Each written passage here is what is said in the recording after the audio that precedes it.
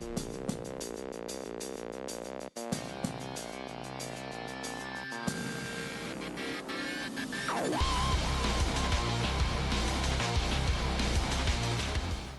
guys, John from the Busy Cast. We've just finished filming a battle report for Noel's Tau, which was incredible, and if you haven't watched it, make sure you watch it because it's one of the best games ever, and it was so insanely close and back and forth and back and forth. So make sure you watch it. But this video is more about Noel's army, just like how he painted it, the look and feel, how it plays, all that sort of stuff.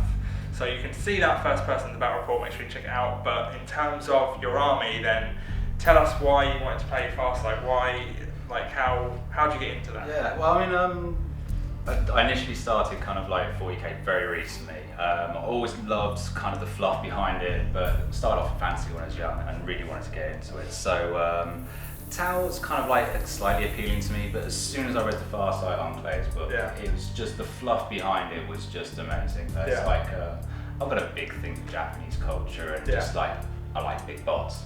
It looks very cool. And you know, it's also that kind of thing as well. With Farsight, you've got that the fun element behind it, because with the Tau, I mean, the thing that kind of was putting away from it was it's very static. It's that gunline thing that everyone hates because you just sit back and it's just it gets a little boring when it's just like, you know, firing away and just not doing anything. And the whole idea behind the Farsight Enclaves doing that mobile thing, bring it to the enemy, but jumping, but kind of having to still rely on that kind of synergy that you need between Tau units. So it kind of really appealed to me, and that was kind of the draw for the army. So.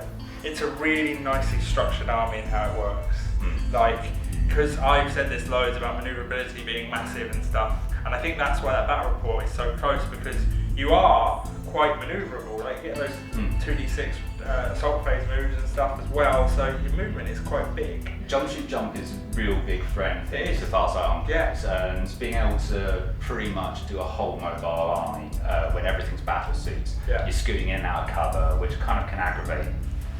But it's still but also good. but also then kind of just being able to kind of like, you know, bring that kind of, you know, shootiness, and it also with the way it feels. Most units are quite expensive, so you're always outnumbered, but rarely outgunned. Oh god, that's a lot of fun. Huge amount of fun. It does. It kind of it keeps things very interesting. On a 9th edge.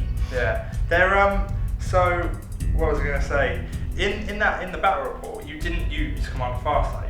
He wasn't in it. You used the commander, and there are certain things you can do with that commander which were like brutal. So the unit he's in has reroll to hit, reroll to wound, and they have ignores cover.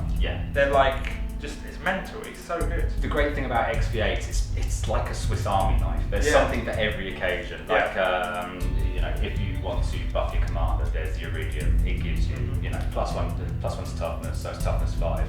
Saves a lot of things to killing, because XVs can get squishy with melters.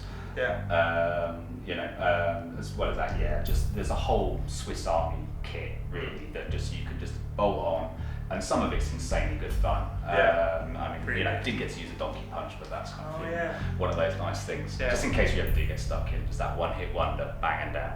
But for a Tau, it's a good big thing. To be a boss in close combat. It doesn't happen often. And also when you painted the army, which is really nicely painted, you guys will be seeing, but everything's magnetized. When you got it out, everything magnetized, really smooth, really well done. And something else I realised was on one of the what are they called again? Ghost Kills. I remembered a few times. The Ghost Kills. One of the heads you've painted the inside of the cockpit, right? So you can take the head off and then you see the guy inside. You put it back on. And I think that's just enough. When you showed me that, I was like, whoa, that looks cool. Really cool. So that just level of detail and attention to it was really, really nice. But it's a fantastic army though, really well painted, really fun to play against. I know that game was brutal, but it was so much fun. So much fun, especially just having things all over the board and vicious. And you know that stuff's coming, like turn 2 with Farsight, so you know that you've got some stuff on the board, but it's definitely coming in, so you've got to sort of use that one turn and you're sort of like, it's fun. I imagine it's fun to play, and it's fun to play against. Incredible army.